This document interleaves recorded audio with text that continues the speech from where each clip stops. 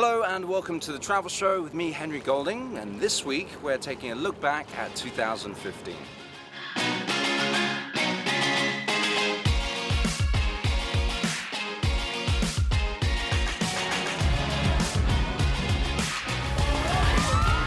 Insane!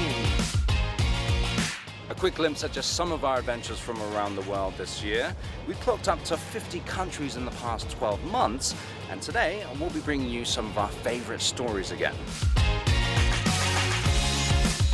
That's all coming up, along with a lot more. But first, let's kick off with a couple of my own. In a moment, we'll head to Spain to find out how one of Europe's most famous package holiday destinations wanted to make a bid for UNESCO World Heritage status this year. But first, back in September, Rajan travelled to Myanmar to explore some amazing temples that have, up until now, pretty much been off the tourist trail for many of us.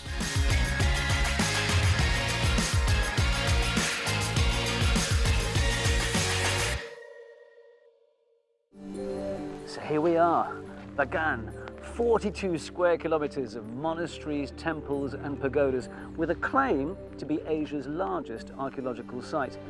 And I'm told that this is the best way to get about.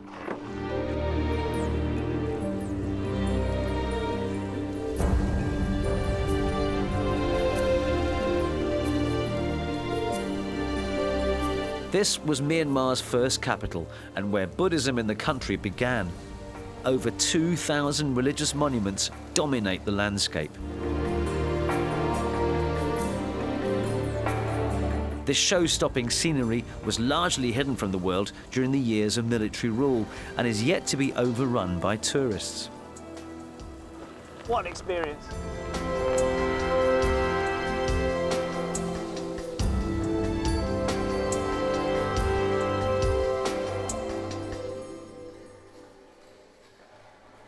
So this is the Ananda Temple, one of the showpiece temples in this whole complex.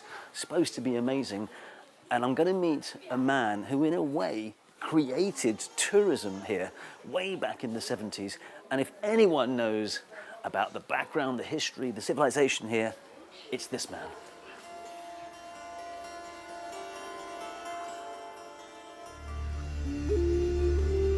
Did they build all this by hand, or was it with by hand? Yeah, no machinery, nothing like that. No machine at all, no machine.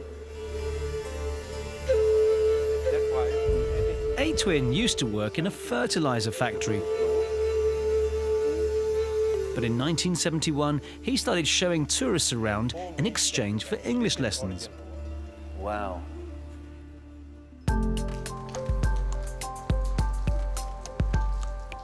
The temples here have withstood huge earthquakes and some ham-fisted attempts at restoration under the military junta.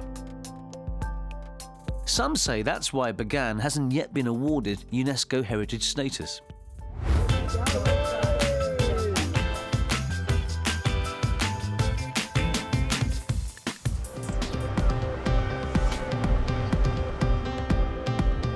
This seaside resort on the Costa Blanca grew from a sleepy fishing village with just 3,000 inhabitants back in the 1960s to a metropolis of high-rise apartments and hotels.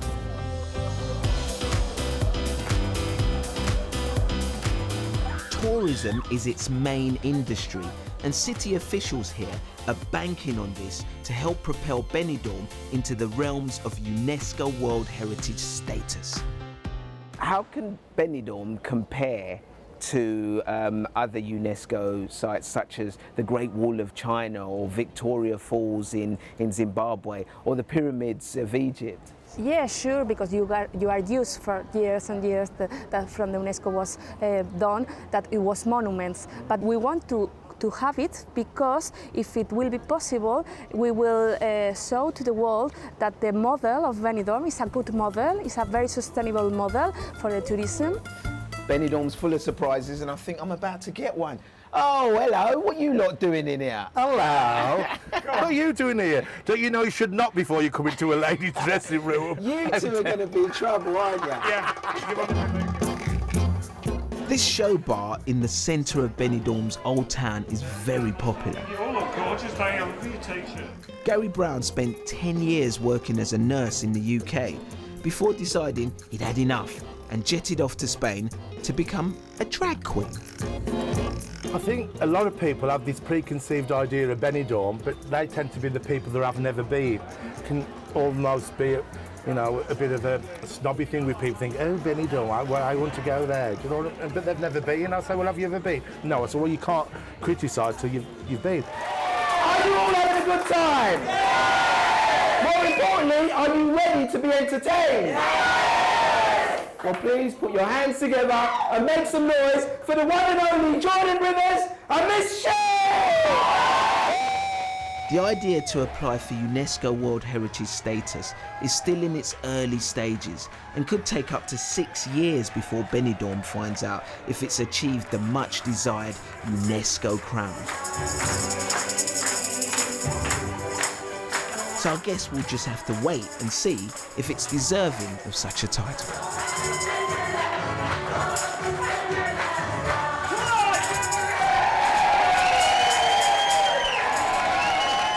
Still no word on the UNESCO bid.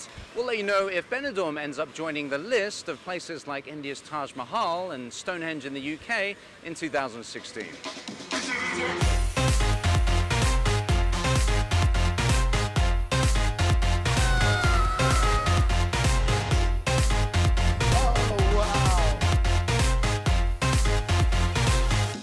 Time now for some adventure, and 2015 saw the travel show team travel to all 4 corners of the globe to test our nerve and try something new. Here's some of our favourites from the past.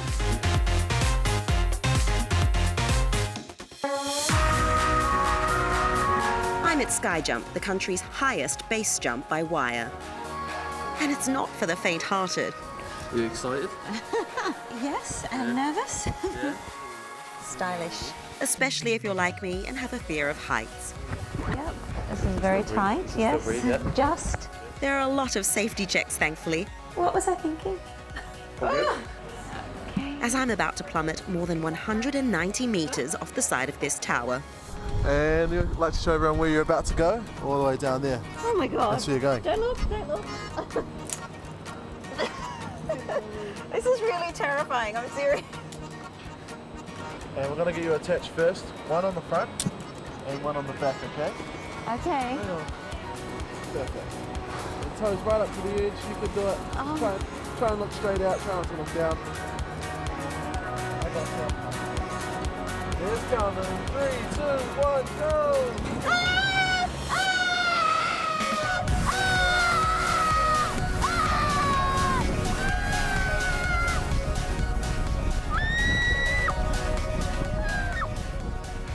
11 seconds later, having travelled at almost 100 kilometres an hour, my feet are firmly on the ground.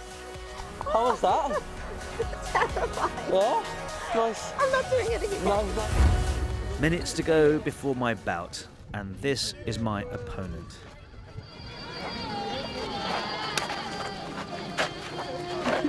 The one tactic Idre taught me doesn't really work. And from that moment on, I'm in a bit of trouble.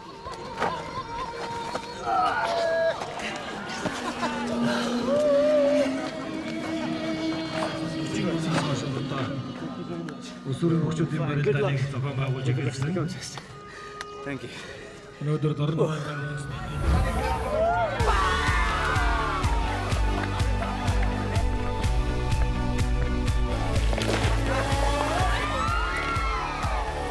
Insane.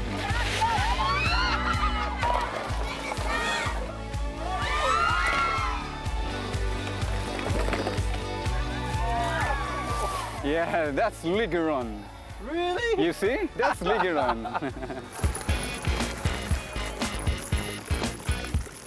Now they make it look very easy, but it's far from it.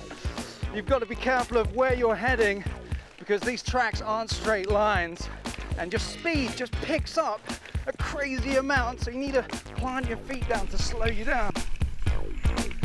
And watch out for those trees. Ah, close call.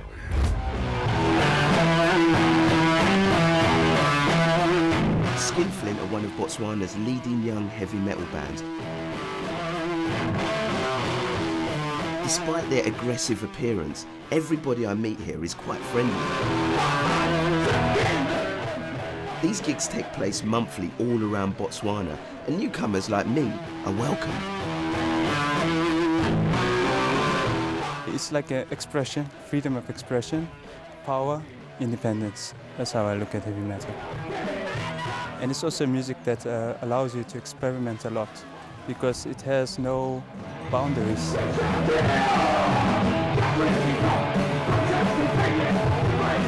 As the band gets into its stride, the crowd begins to mosh. This is how some rock fans like to express themselves, but for me, it's definitely a first. Have it.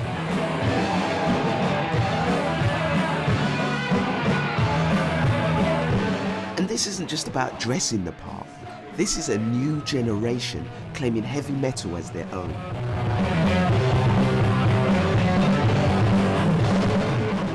People should maybe just open their eyes, you know, not put Africa in a box like they always do, you know. They only think that Africa is a certain way, you know, we're poverty-ridden and there's a lot of negatives about it, but we're also very creative people.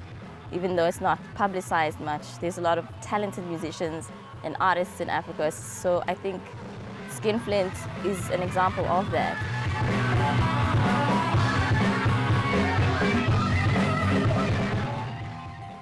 Addy moshing with metalheads in Botswana here on the Travel Show back in May. Well, stick with us because coming up, we've got more memories from 2015, including the time we got up close and personal with some killer whales off the coast of Taiwan. They're really difficult to film because as soon as they come up, they're gone again.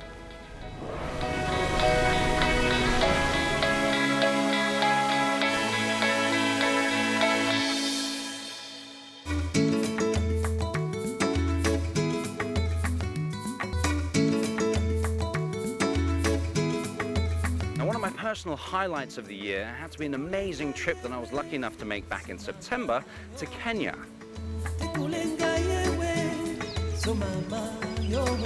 Where I headed to Amboseli National Park to see the conservation efforts going on there to help save elephants from poaching. But while I was in Kenya, I also found the time to visit the birthplace of Elsa the lion, the orphaned cub made famous by the film Born Free. Now that was really special. Born free as the wind blows. This is Elsa's last resting spot, very close to the river where George Adamson found her, and the last moments were spent with her before she died. And of course, Joy's ashes were scattered around here as well. George had this lovely call, never had to shout. Just gently call them, boy, boy, hey boy, boy, come boy, Ugus. Of course, Joy and George needed helpers, and one of those was Johnny Baxendale, George's godson. He helped return the Born Free lions to the wild, but used to come back out to their favourite haunts for regular visits. You never felt in danger at all? Never. No? They were relaxed, there was no tension, there was no issues. We knew very well that, you know, they would walk up to us and greet us in the most amazing way. The pair used to sit under this tamarind tree with warm beers. It doesn't take long for the memories to come flooding back. Just being with him and being able to work with him and see how he absolutely handled his lions and how relaxed he was. And he had this amazing rapport with his environment. He was totally in harmony with his environment. Born free, and life is worth living. Anything to first of all try and revive the legacy and legend of the Adamsons and Born Free, and particularly for Meru Park, I think it would help tremendously with tourism. People would suddenly pick up, and I think the anniversary is a wonderful way to relive this. And get people out here to come and see for themselves where it happened and what happened. And this is the Born Free country. This is where it all happened. This is where Elsa was found, and this is where Elsa died.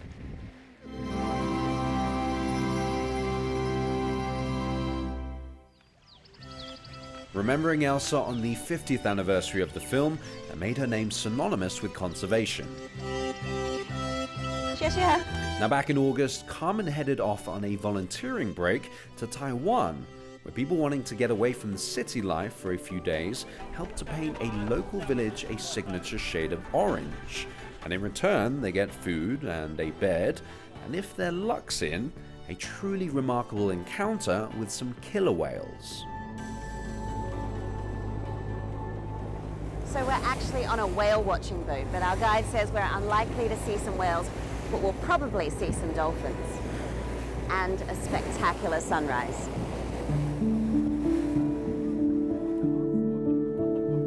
This part of the world lies on the Tropic of Cancer, the imaginary ring, which circumnavigates the world and denotes the line of latitude where the sun shines highest in the sky for the longest during the day. And hundreds of thousands of people come to Taiwan every year to take part in events that mark the summer solstice in June. And at around 5:30 in the morning, I get to see why.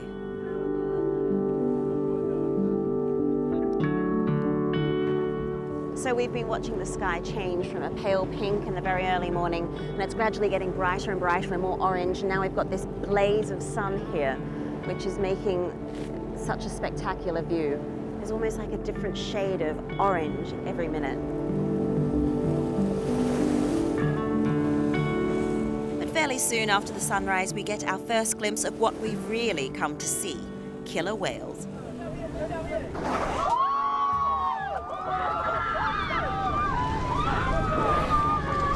Whales are a protected species here in Taiwan, and to see them this close is truly breathtaking, and a special reward for me and all the hard-working volunteers. It's so exciting to be surrounded by a family of killer whales. Apparently it's the first sighting of the season, but they're really difficult to film because as soon as they come up, they're gone again.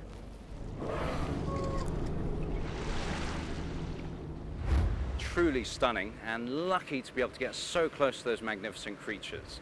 Well, to finish off our look back at this year, we've decided to focus on the just downright strange stories that we brought to you. Look at a mermaid tail! Yay! In a moment, Krista learns to be a mermaid at one of the strangest attractions we've ever come across. And Rajan meets the internet sensation who eats her dinner online every evening in South Korea. But first, back in September, Carmen traveled to the Japanese city of Kyoto to try out a wedding break with a difference.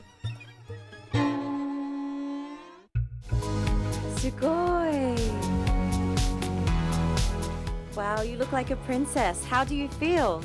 I'm so happy. My dreams come true. But this is not like most traditional nuptials.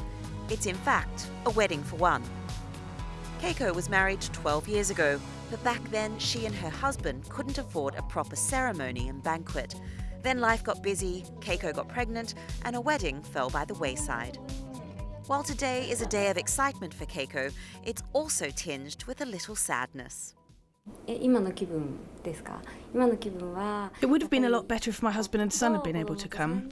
12 years ago we couldn't afford a proper wedding, and ever since I've dreamt of doing this together as a family. But although I'm enjoying myself here, I can't wait to show the pictures to everyone back home. Obviously, there is no actual legal wedding, but since launching the package last year, more than 100 brides have taken part in the experience. Jun Young is a music teacher, 28 years old and living with her parents and elder sister in an apartment on the outskirts of Seoul. How did you actually start doing this program? How did it all begin? 제가 처음에는 먹방을 이거 왜 봐? Well, I couldn't understand before why people were watching eating programs, but my friends said they were interesting. One day I found myself watching it all through the night. Then my sister asked me why I was watching the program. She said, "You like to cook and eat a lot. Why don't you do the program?" 안녕하세요. 땅콩이입니다. 유튜브 시청자 여러분 안녕하세요. And so she did. Now, 4 nights a week, she broadcasts online to lonely viewers who now have an instant pop-up dining partner. Sometimes she cooks her own food. Sometimes she orders a takeaway. Sometimes it's both. After all, there's 4 hours of airtime to fill a night.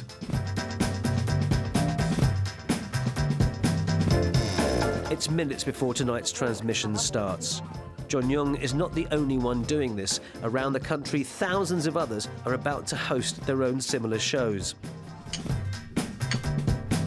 Don't some people say to you, this is really weird? 저도 그랬었거든요. Yes, that's exactly what I thought when I first started. But people who watch this program really enjoy it. 새해 복 많이 받으셔서.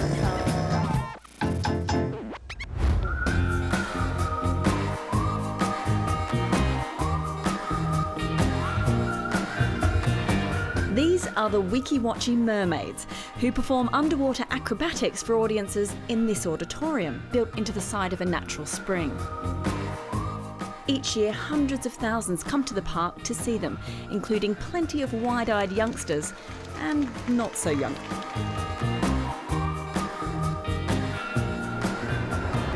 They're each holding these hoses in their hand, which they breathe through, but then they drop them and swim around for what seems like ages. It's genuinely impressive.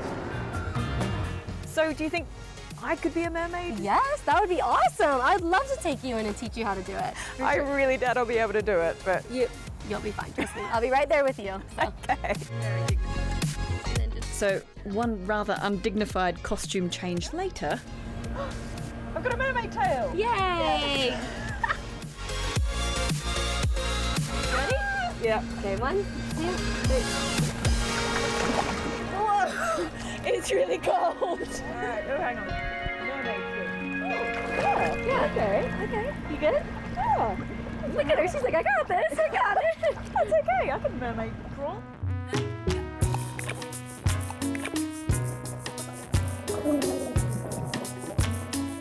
Swimming as a mermaid is definitely tougher than these guys make it look. Still, after a couple of attempts, I do manage a mermaid smile and a wave. The best I can hope for, I think. But for Wikiwachi's real mermaids, the future is now looking more secure.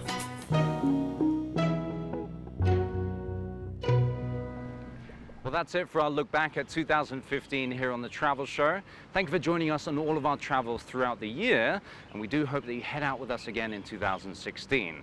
But until then, wherever you're heading next, we'd all like to wish you a happy and healthy new year, and we'll see you in 2016. Goodbye.